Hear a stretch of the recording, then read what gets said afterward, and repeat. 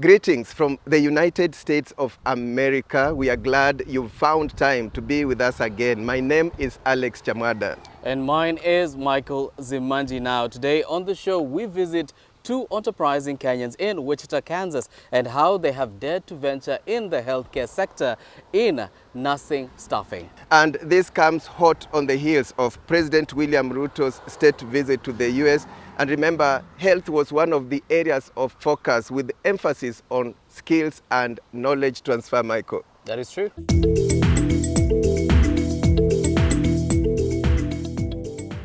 The CDC's ability to partner effectively with diverse agencies, coupled with Kenya's commitment to strategic collaborations, have enabled us to develop a high capacity to effectively respond to public health challenges and public health emergencies. Mindful of this capacity, Kenya is pursuing a bold bottom-up transformation agenda to drive inclusive growth, create jobs, create wealth across many sectors.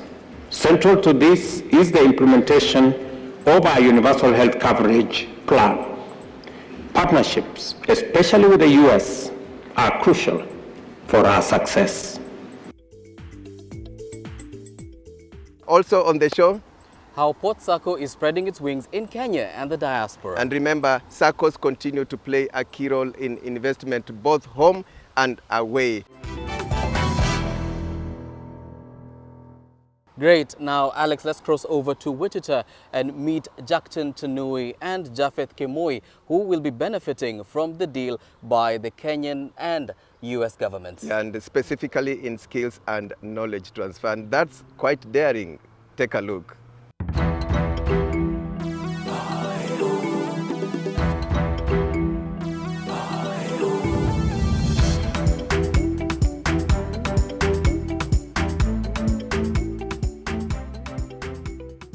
Kericho-born Japheth Kimoi and Eldoret-born Jackton Tanui are men on a mission.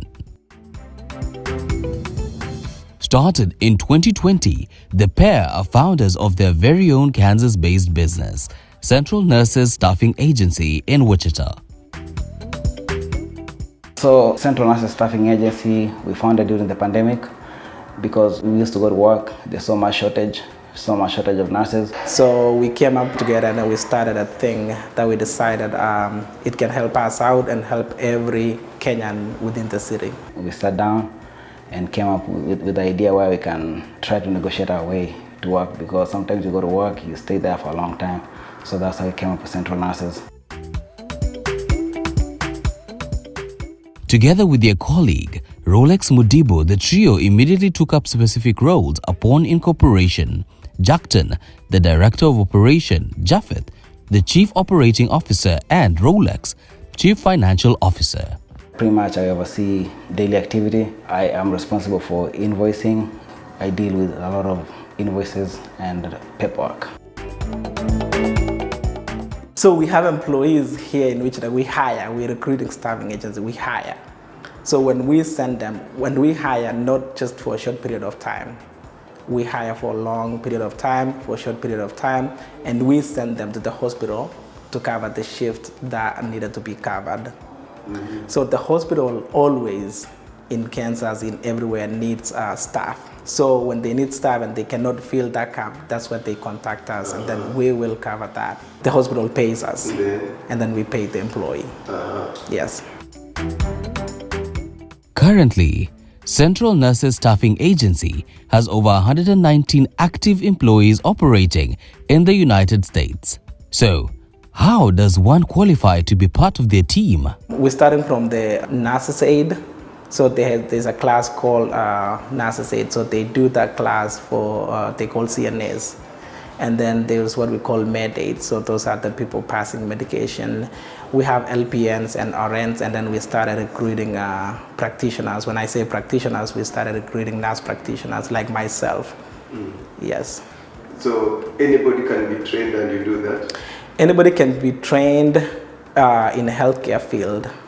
So if you decide to go to CNA school, it's going to take a month. You have to be trained for a month to be a CNA. To be a med aid, it's going to take another month. And then to be an LPN, it takes 1 year to be an LPN. And then to be a registered nurse, takes 2 years. And then if you go ahead and continue education, get your bachelor's degree, it's going to take 4 years. So those who qualify are let's say the students who came from home, they're studying over here, and then they have that short courses, or they have their degrees, they qualify to be hired as long as they're in healthcare.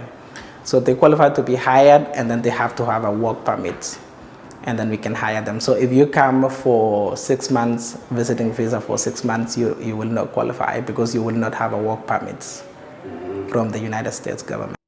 Speaking of Kenyan students, the directors are keen on employing medical practitioners from their motherland. We want to venture into getting nurses from Kenya because we know there's a lot of shortage of nurses, especially in the United States, in the Europe, everywhere.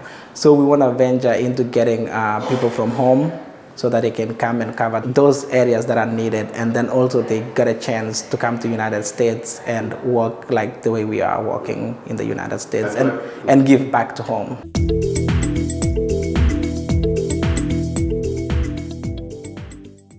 Time now for a bit of history.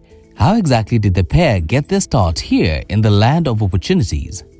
I came through green card. I won a lottery and came to Wichita, Kansas. I had a nice family who welcomed me in Kansas, and went through school, went through Butler, and then went to Heston Community College, got my bachelor's, and then I did my master's at Walden. So right now I'm practicing as a nurse practitioner here in Wichita, Kansas. I came here in 2011. I graduated high school in 2008. That's when I moved here in 2011, and since then I went to school to be a registered nurse, and currently I'm enrolled in a master's program for nurse practitioner. After college, I joined the military.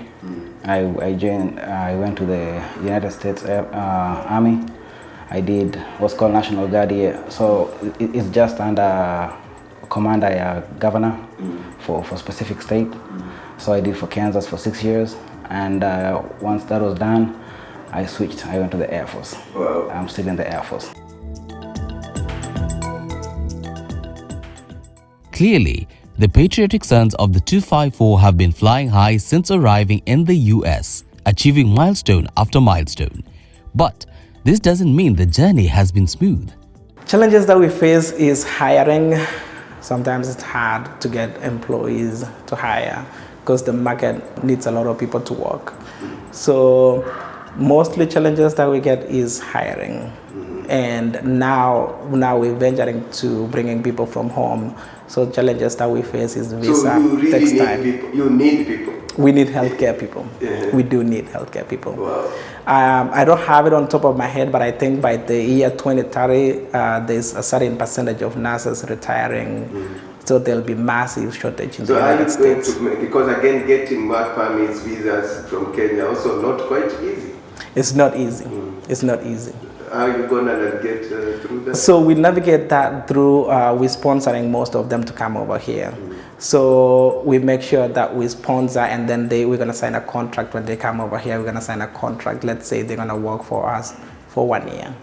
Wow. Yeah. Dream, dare, do. That is the story of Central Nurses Staffing Agency. We at Chams Media congratulate the trio and wish them the very best as they continue empowering their countrymen abroad. And that's what daring abroad is all about.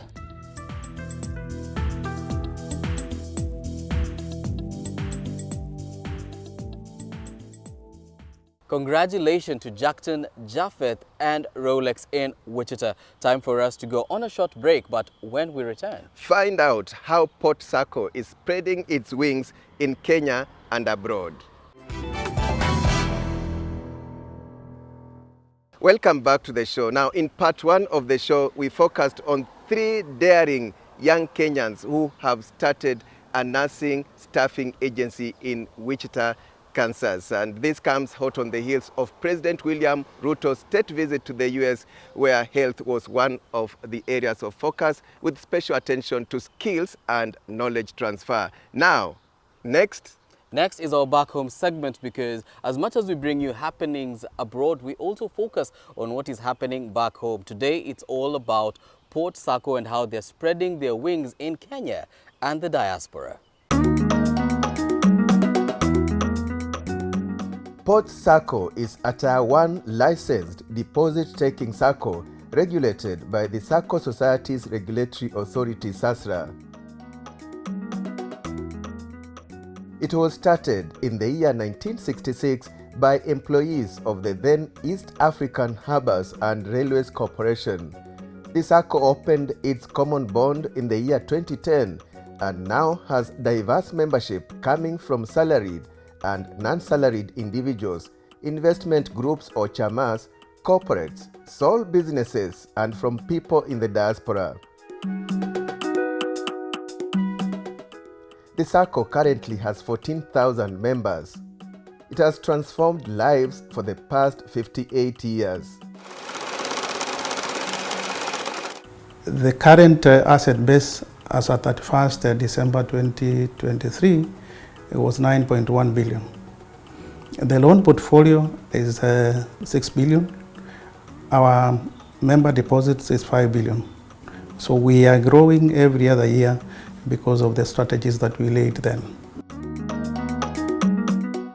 The initial name of Port Sako was Mombasa Port Sako. The Sako started operating under the name Port Sako on 10th May 2023 as it rebranded to widen its scope. We are also rebranding because people thought the Sako was specifically meant for KPA working employees. So we want to tell people that anybody can be a member from anywhere you are. Our future is to be able now to grow, first of all, our membership to 40,000 by the year 2030. And by growing the numbers, we are growing the revenue also. And we are looking into a situation where we are not going to be limited within this region. We would wish to grow beyond even East Africa where possible, considering the fact that if we mobilize funds the way we are doing and train our members the way we are going to have an institution that is sustainable and can live the test of time. Port Sako's slogan is uplifting people. Port Sako has contributed a lot to the transformation of people's life because we empower them economically and socially.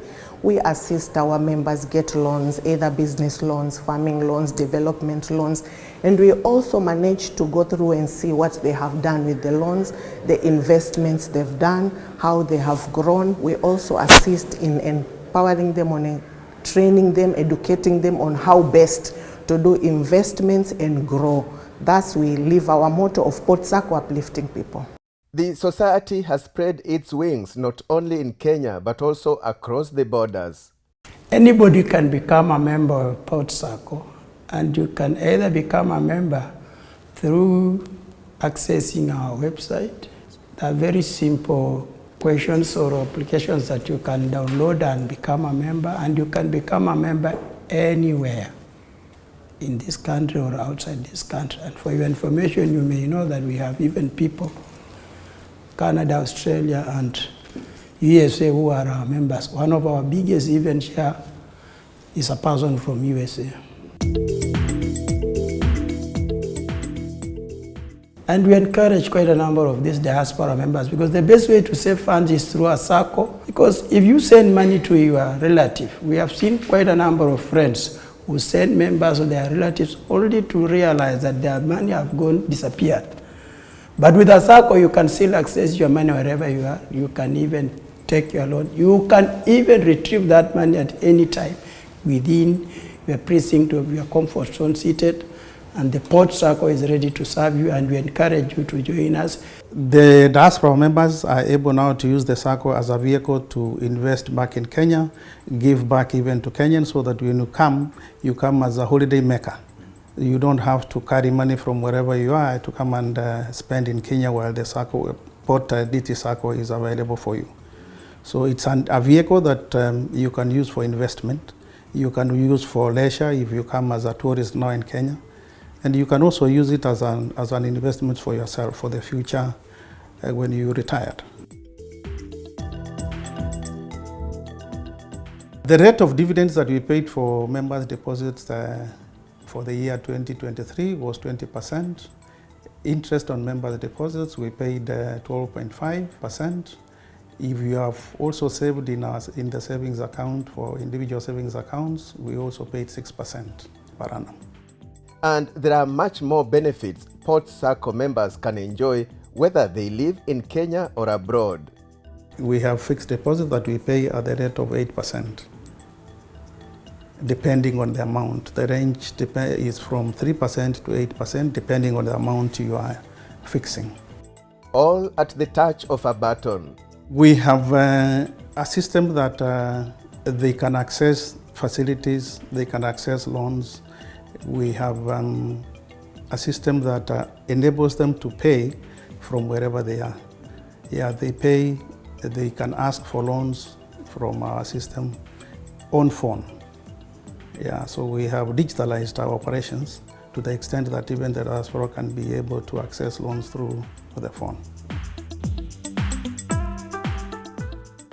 Technology now has done good for diaspora because it's now like we are close to them.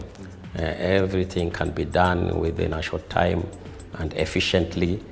Even the distance is not a problem. So they should not worry because the technology is there to ensure that we can serve them quickly, efficiently, and to their satisfaction. We offer long-term loans, and the major one is Gendeleza that we offer a repayable period of 10 years.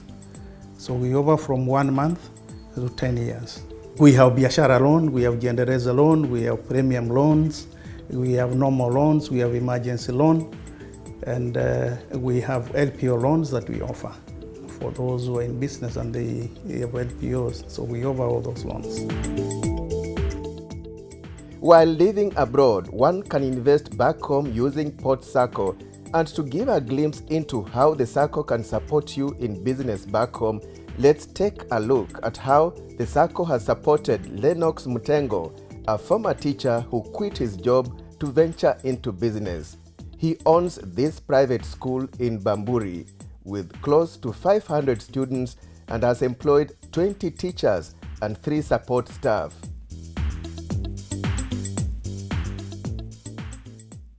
Port Sako has enabled me, it has uplifted me to become the proud owner of our school because it has bought for me the land. That is one. Port Sako, it has made me to be very stable in terms of paying the teachers' salaries because I don't have the headache of giving cash to my teachers. I just take the payroll at the Port Sako, they are paid directly to their accounts. At the same time, they are able to borrow loans, making them more stable and teaching without hassle. Audio, visual communication, that is good. As we conclude, Port Sako prides in good governance, which is considered a key pillar of its growth. Port deposit taking Sako is regulated by SASRA, Sako Regulatory Authority. And from 2010, we have been given licenses every year, so we comply with all the requirements that are applicable to SASRA.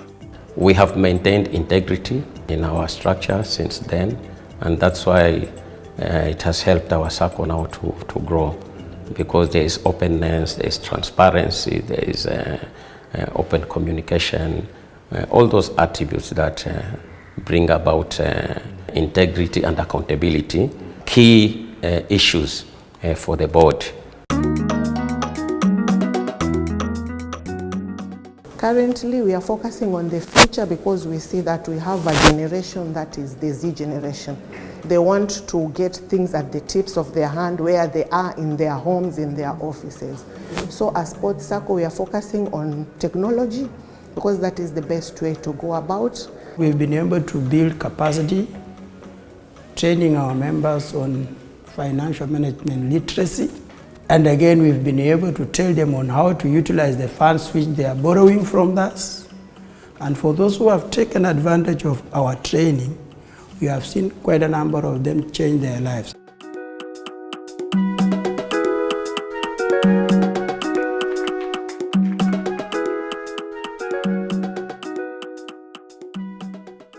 Quite encouraging to see SACCOs play a key role in Kenya's socio-economic development, not only in Kenya, but also across borders, Michael. That is very true. And we are still in the US. Yes, we're here with our Daring Abroad Investment Forums.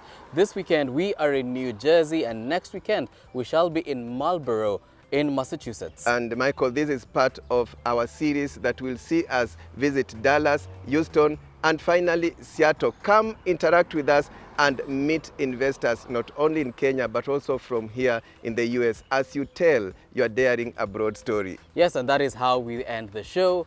My name is Michael Zimanje. And my name is Alex Chamwada. Many thanks for watching.